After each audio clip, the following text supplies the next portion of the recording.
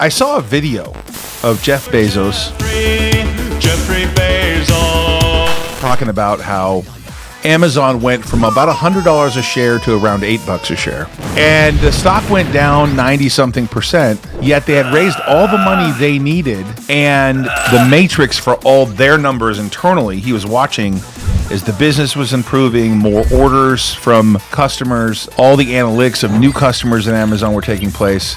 And so it gave him comfort to sit there and watch that happen. But he watched his stock go from $100 to $90 to effectively $8. Before obviously he's had this long road of success. He watched the internal numbers and he said the stock and the company are not always the same thing. That's the truth. And so I see that with a lot of stocks right now. An analogy that could be spread across many stocks.